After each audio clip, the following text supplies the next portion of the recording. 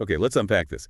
At the start of the 20th century, you've got this sense, like Ivan Wondrich described in Visegrad, that life in the South Slavic regions is speeding up. Right, like water before a waterfall, he said. A real acceleration. Exactly. Exciting news becomes almost a daily thing, a real need people felt. But under that surface, that, optimism and change. There are these profound social shifts happening, deep ones. Yeah, and the dream of a unified South Slav state. Well, maybe stirring for some intellectuals. Oh, for most people, probably seemed like a pipe dream, right? Given the poverty of the old traditions. Definitely. That contrast is so interesting, the rapid change and these deep-seated realities side by side. That juxtaposition is really key. The pace picks up, there's hope, but it's alongside, very real struggles and long-held ways of life. It wasn't like everyone just jumped on board this grand vision overnight. No, not at all. Day-to-day life, familiar ways, that was probably much more immediate for most. And that tension, that contrast is really what we're diving into today. We're tracing this incredibly complex journey. How these really dissimilar regions, with their own histories, somehow merged into Yugoslavia. Right. And our mission here, learner, is to figure out why and how ethnic identity and diversity, which could have been a strength, became such a source of conflict in the 20th century. Under what specific conditions did that happen? That's the question. Yeah, and we want to be really clear. We're not talking about some vague idea of ancient hatreds. No, it's about how differences were politicized in a very specific time and place. Because identities aren't static, are they? They change. They're shaped by history. Exactly. They evolve. So we want to trace that evolution here, understand the specific things that turned diversity into division. Okay, so to do that, we've pulled together a lot of historical information. It's a huge topic. It really is, especially the post-1945 period. That's challenging to synthesize concisely. So our approach is, well, we'll follow the timeline, the chronology. But also pause, to look deeper at specific themes, cross-sectional analysis, basically. Right, so we get the big political moments, but also what was happening underneath. Society, culture, everyday life. And just to keep things clear, we'll often say Yugoslavs generally, unless the specific ethnicity Serb, Croat, Slovene, etc. is really key to understanding a point. Makes sense.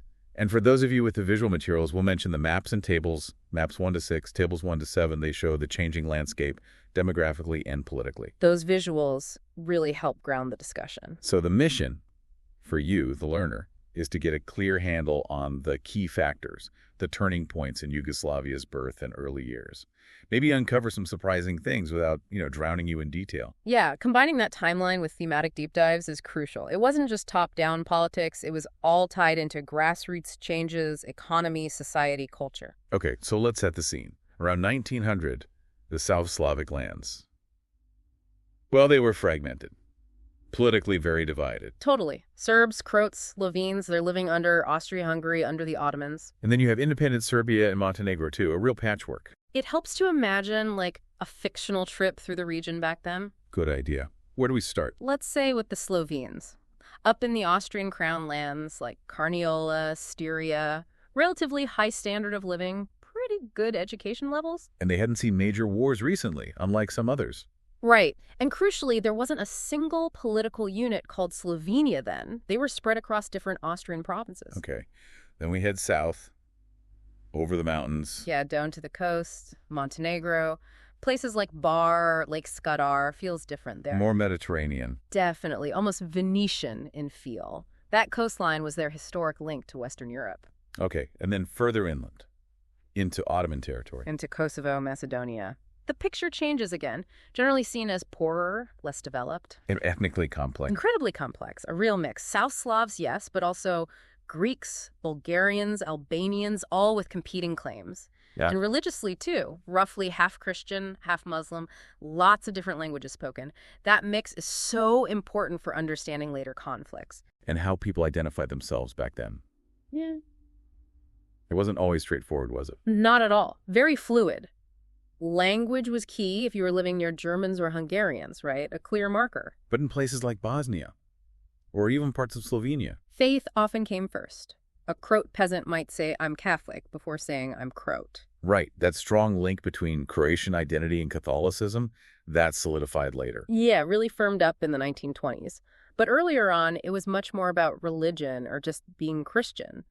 That initial fluidity is key. It shows these modern national identities weren't fully baked yet. Exactly. They were still forming. People weren't just pre-existing groups deciding to unite or fight. It was a process. And it wasn't just Catholics within the Orthodox community. Well, the splits along language lines, Bulgarian, Greek, Serb, those really only solidified in the later 19th century. It took time for ordinary people to even grasp those distinctions. And in Macedonia? The Slavic peasants there were initially pretty indifferent to ethnic labels. They got caught in the middle of claims from Serbia, Bulgaria, Greece. The Macedonian question. Right. A distinct Slavic Macedonian identity was still very much emerging.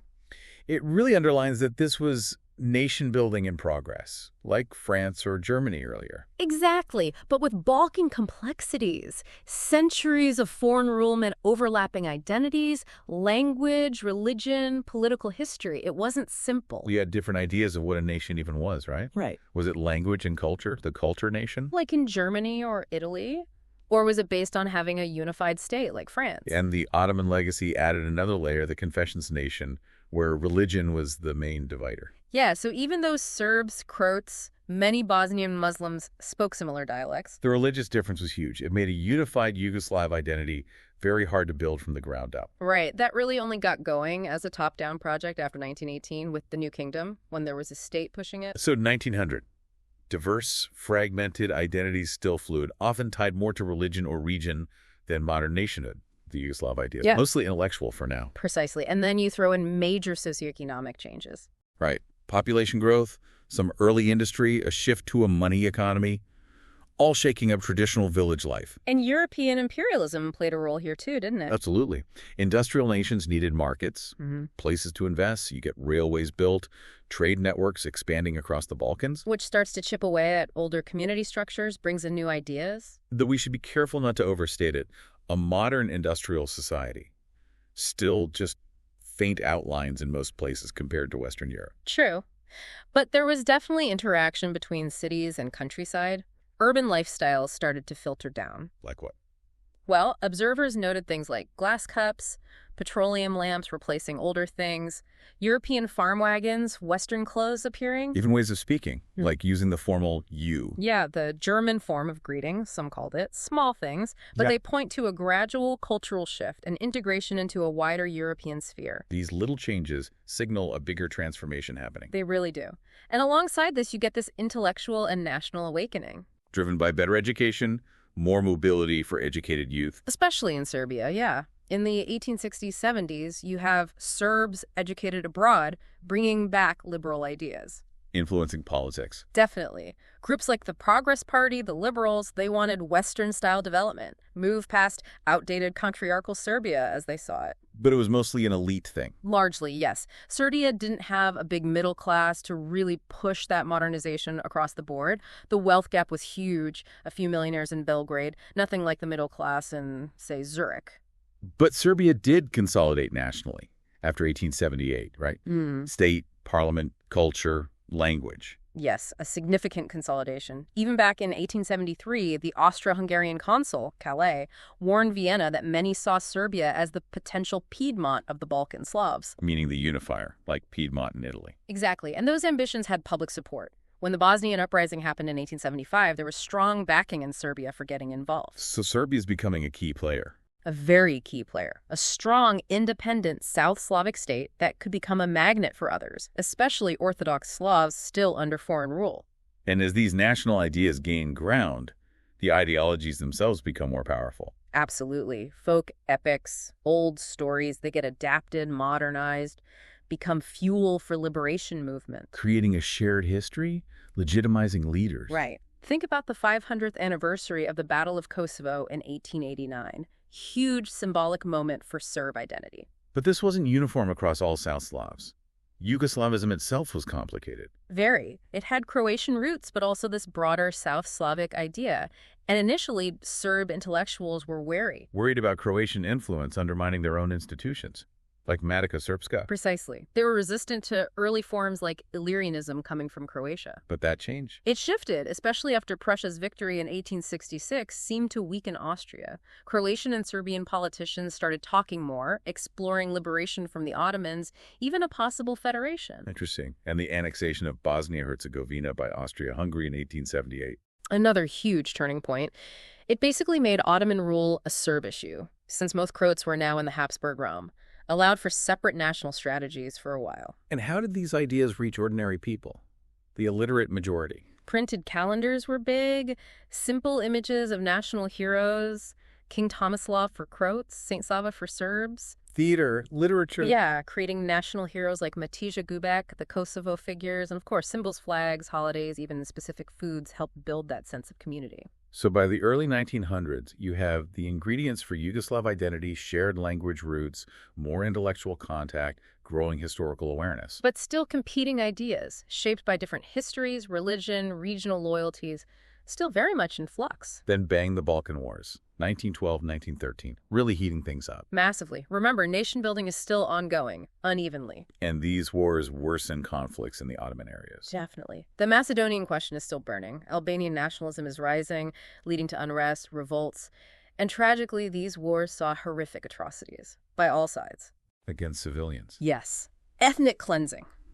That awful term, expulsion, persecution, killing of minorities. It became brutal reality. Not entirely new, sadly. It happened as the Ottoman Empire weakened. True. People like Trotsky documented Serb actions in old Serbia trying to change demographics. An independent commission reported on targeting of Albanians. Awful violence and a pattern that would repeat. And the impact on South Slavs still under Habsburg rule. Huge. A massive boost to the idea that Austria-Hungary was about to collapse.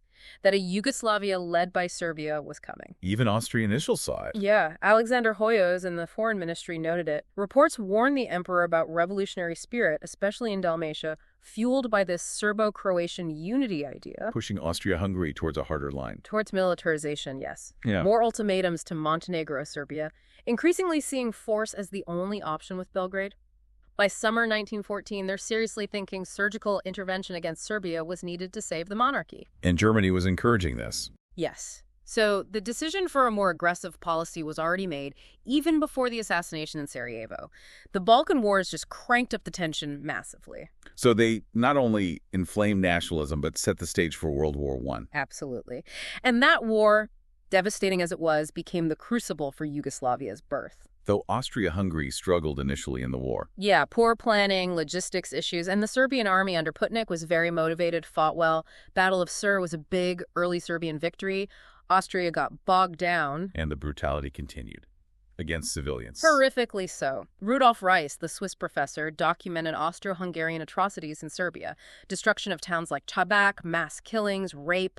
Eyewitness accounts are just grim, systematic violence. Yet out of this devastation, the Yugoslav idea gains momentum. It does, culminating in December 1st, 1918, the proclamation of the Kingdom of Serbs, Croats, and Slovenes, SHS. The Prince Regent Alexander, and surprisingly little resistance. Limited armed resistance, yeah. American observers saw little opposition in Croatia, Slavonia.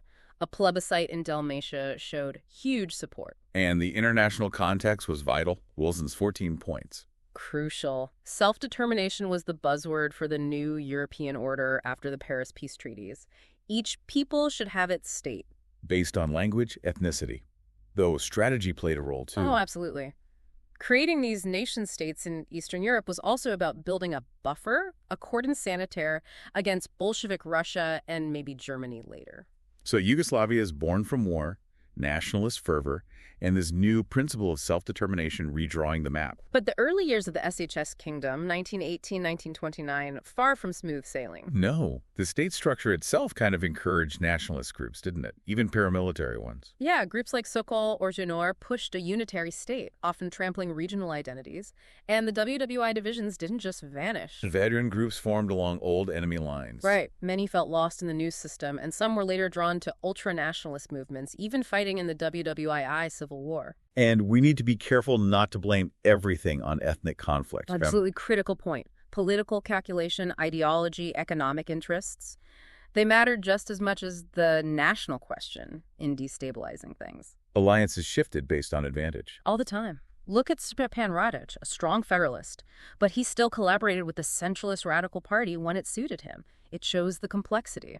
Until parliamentarism basically collapsed by summer 1928. Yeah, virulent media attacks, government gridlock, King Alexander feared Croatia might just declare independence. Leading to the royal dictatorship in 1929. Exactly. But again, it wasn't just the national question. SHS faced problems common across interwar Europe. Instability, authoritarian drift, economic woes, border disputes. But Yugoslavia had that extra burden. Lack of legitimacy. Yes, a chronic lack of deep legitimacy and functional order in a centralized multi-ethnic state. That just poured fuel on the fire of exclusive nationalisms. Constant crisis, corruption eroded trust. So it wasn't just inherent Serb-Croat hatred, but a weak system letting antagonism fester. Precisely. A system with many weaknesses. And the post-WWI economy and society didn't help build unity either. Huge population losses in the war. Although, interestingly, the population bounced back significantly in the 20s and 30s. Very high birth rate compared to Italy or Germany. And Yugoslavia demanded huge war reparations. They did, and like elsewhere, there was a brief post-war boom fueled by inflation, creating jobs. But short-lived. Yeah, ended when the currency stabilized around 1925. Then a slowdown. And traditional village life was breaking down. Yeah. Money economy, land shortages. Yes, the Zadruga, the big extended family household, started disappearing. Father's absolute authority weakened, group solidarity frayed. Replaced by more individualistic economic relationships. Causing tension. Often, yes, between generations, between men and women. New values clashing with old ways. And conditions varied hugely by region, especially for women. Absolutely. Some areas, very harsh treatment. Others, more respect despite poverty. And the war massively impacted marriage, dowries due to the loss of men. Health was a major issue, too. High death rates, disease, distrust of doctors. Big challenges. Tuberculosis was widespread. Conditions did improve slowly in the 20s and 30s, but poverty was persistent. Many peasants didn't even own a bed. And this problem of agricultural overpopulation. Too many people on too little land. A constant issue. Small plots, outdated methods. Many couldn't even feed themselves properly from their land. Did the post-war land reform help? It redistributed land, aiming for social and national goals, but it didn't really boost overall productivity much, and the new colonists, especially in places like Kosovo or Macedonia, faced real difficulties, including violence. So people looked to leave. Immigration. Yes, especially the young and skilled. But U.S. quotas in the mid-20s restricted options. Many ended up in Europe instead, and then the Depression hit, sending many back home, limited relief. So interwar. Economic stress, social upheaval, poverty, regional gaps, traditional life disrupted, fertile ground for trouble. Definitely. And industrialization didn't really take off either, despite resources. Lack of infrastructure, power, transport. Yeah, plus reliance on exporting raw materials and importing costly finished goods. Outdated tech, lack of skills and credit, high taxes all held back productivity compared to Western Europe. But the working class grew. Cities like Belgrade expanded rapidly. They did, often leading to sprawling makeshift settlements as people poured in looking for work. But for the educated city dwellers, there were benefits. More international contact. Yes, after WWI, cultural, scientific, tech exchange picked up. Media papers, radio, cinema opened up new worlds, brought in global trends, shifting tastes and values, especially among the better off. You even see it in architecture, modern European styles alongside a Serbian national style. Exactly, that mix of influences, Neo-Baroque, Art Nouveau, but also this historicizing local style, reflects that blend. Now let's talk religion and national identity. Hugely important. Crucial. Religious communities weren't just about worship, they were vital social hubs. Shaped by faith, but also economics, ethnicity, shared values, providing networks. Yes, and a strong sense of belonging. And increasingly, religion got tangled up with politics. People started seeing their faith as part of their ethnicity, influencing their politics. Definitely. These religious social groups developed their own symbols, rituals, histories, sometimes competing with the state's narrative. Which helps explain resistance to a unified Yugoslav identity. And why ethnic parties stayed strong. Yes. And when ethnic organizations were banned in 1929, these conflicts just shifted more intensely into the religious sphere. Priests and popes became key opinion shapers, especially in rural areas. Hugely influential. Even pro-Yugoslav politicians like Pribicevic complained religious leaders were pushing nationalism over faith. The lines blurred completely. And the Bosnian Muslim identity was especially complex. Very. Before 1878, identity was tied to Ottoman status, a tolerant Islamic tradition. But with nationalism rising, the elite split. Some wanted to nationalize Muslims, maybe as Serbs or Croats. Others pushed for a distinct, secular Bosniak identity. Right. rooted in history but now seen as exclusively Muslim. A unique tribe, they argued, whose religious name was just historical accident. A very complex negotiation of identity. So religion, a powerful force, providing community, but also becoming deeply politicized and often divisive. A really significant factor in how national identities played out. Then the Great Depression hits, starting with crashing farm prices around 1926. Devastating for the agrarian sector, then the whole economy. Protectionism in industrial countries closed off export markets for Southeast Europe's farm goods. The impact was severe. Catastrophic. Foreign trade volume collapsed, wages, incomes, demand, industrial output all plummeted. And it hit agrarian Southeast Europe harder. For longer. Much harder. It amplified existing structural problems. Yeah. Yugoslavia's foreign trade value dropped by maybe 70%. Terms of trade worsened. Banks recalled loans. And the government stuck to austerity initially. Yeah, a strict stability course. Delayed counter-cyclical policies. By WWII, the standard of living hadn't even recovered to 1920 levels. A grim economic backdrop. Okay, moving into the Kingdom of Yugoslavia period, 1929-1941, after the King's coup. Right, the royal dictatorship. A deliberate attempt now to suppress Yugoslavism and promote a specifically Serbian national identity. Through state events, monuments reinforcing Serb history. Exactly. But Yugoslavism as an ideology just never really clicked with the masses, never gained deep trust. The constant crises, economic and political, actually pushed people back towards their ethnic roots. It seems so. Rhetoric, commemorations, organizations all started emphasizing distinct ethnic pasts again. And meanwhile, fascism and communism are rising across Europe, offering radical alternatives. Right. Though ultra-right and fascist movements stayed pretty weak in Yugoslavia, except in Croatia. That's where the Ustasha emerged. Yes. Separatist, fascist, led by Ante Pavelic, supported by students, intellectuals, ex-Austro-Hungarian officers. Their ideology. Fiercely anti-Yugoslav, anti-Serb, anti-liberal, anti-communist, aiming for a greater Croatia through violence, heavily influenced by Italian fascism, allied with Macedonian groups like VMRO too. Do they have broad support? Some in the cities, some in poorer Catholic areas, but rural Croatia was mostly resistant. Their 1932 Lika uprising failed. Even by 1941, they weren't a huge movement numerically. But the general mood shifted towards authoritarianism, even among Yugoslavists. Yes, some thought a unified nation needed strong-arm tactics. Political fights spilled onto the streets, student violence increased. And among Bosnian Muslims, a turn towards radicalism. At first, some, yes. A sense of crisis, disillusionment led some intellectuals towards pan-Islamic ideas, looking to Arab reform movements. Pious societies formed, focused on reviving traditional values. And Axis influence in the Balkans is growing.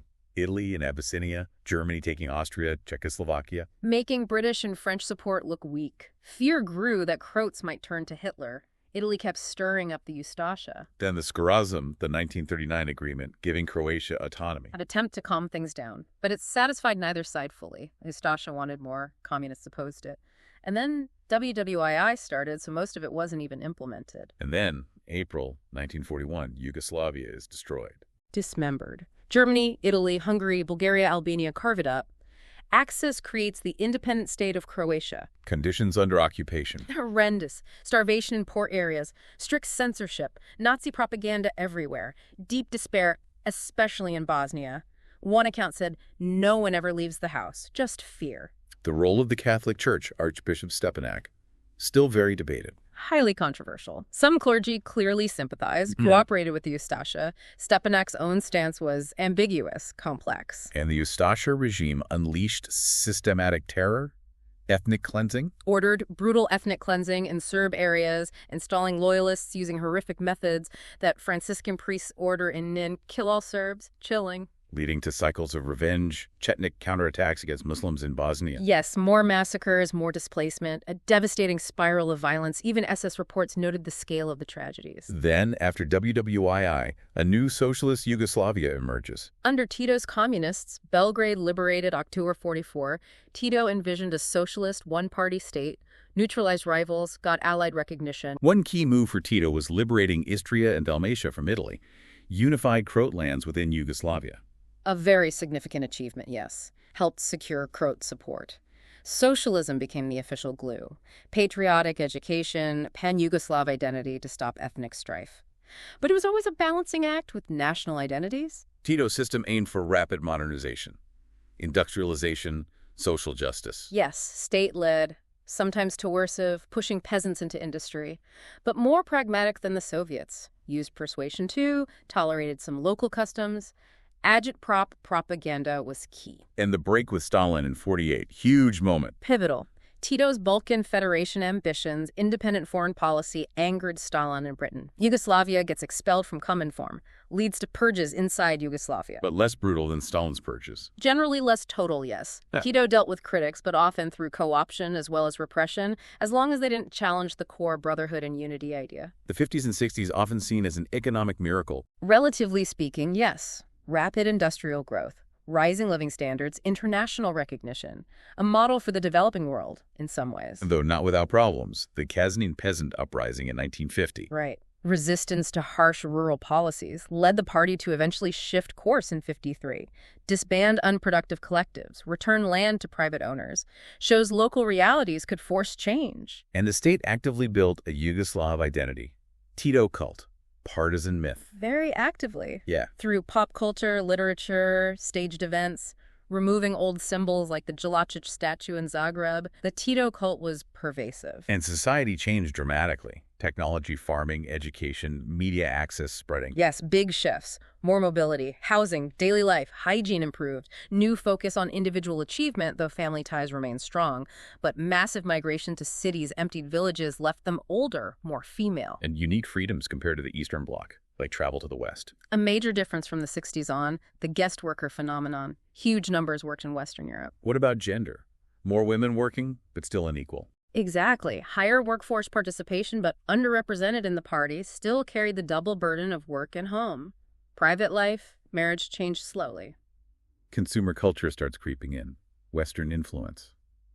Music. Definitely. Fashion, Western music, cinema.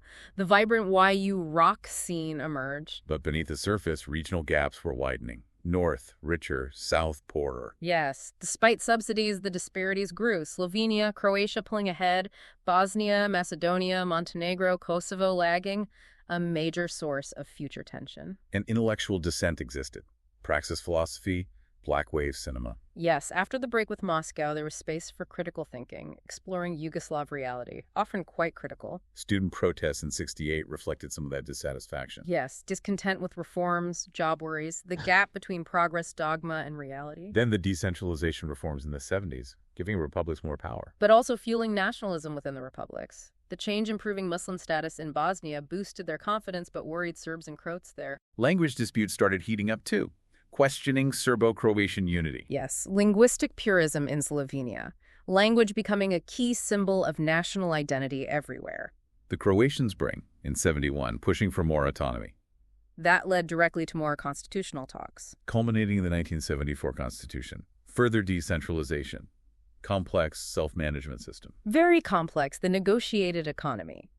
But Kosovo remained unresolved. Albanians wanted republic status. Serbs opposed it fiercely. And the Constitution, by focusing on national equality, maybe sidelined individual rights, fostered real existing nationalism at republic level. That's a strong argument. It created a system where republic leaders gained power, negotiated amongst themselves. The post-war generation wanted more influence. The whole thing relied on Tito holding it together. Then Tito dies in 1980.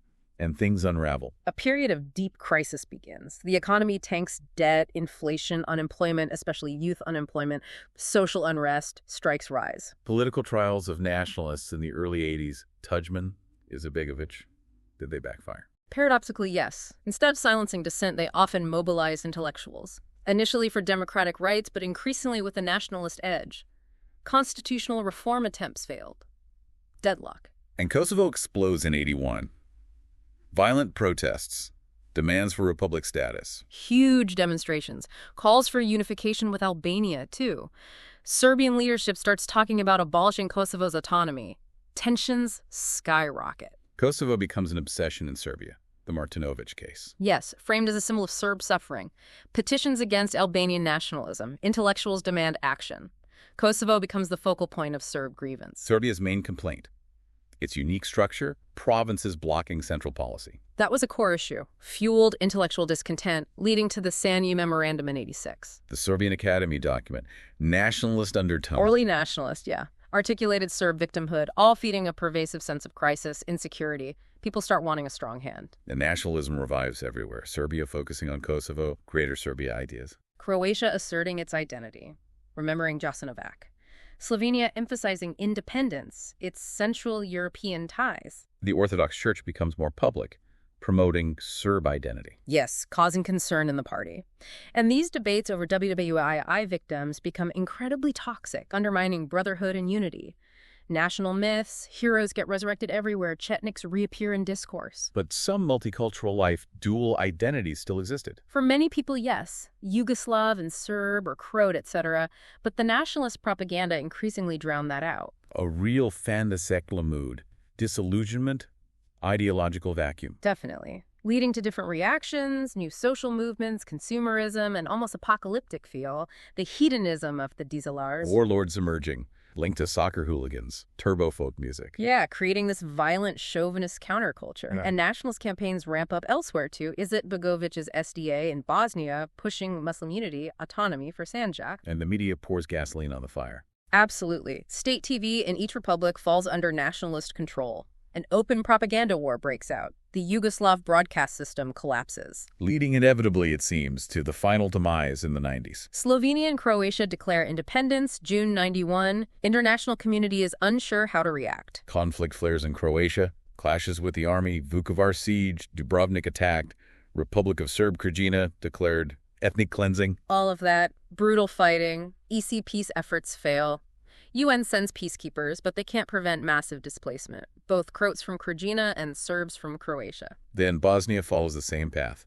Muslims, Croats move for independence, Serbs withdraw, institutions split. Yes, ethnic segregation deepens, Bosnia seeks recognition, then armed conflict erupts April 92, Sarajevo besieged. Bosnian Serb forces, often backed by the Yugoslav army, make rapid gains, conduct widespread ethnic cleansing.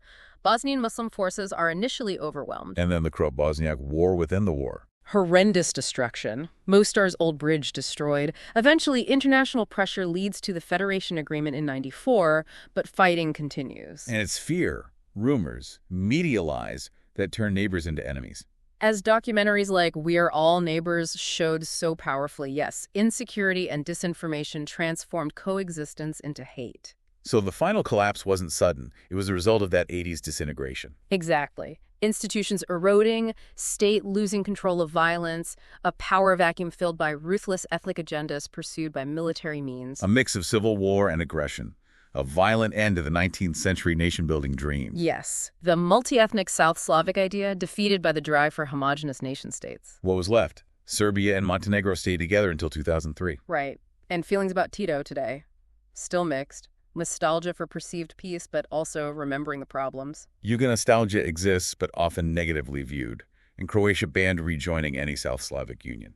Yes, and ambivalence about Europe persists too. Clashes between national identity and European modernity. Westerners versus traditionalists. Different views of what Europe even means. So looking back, the communist rise was enabled by WWII's chaos, their promises resonating. Yes, addressing existential fears, promising reconciliation after immense violence. The old elites were gone.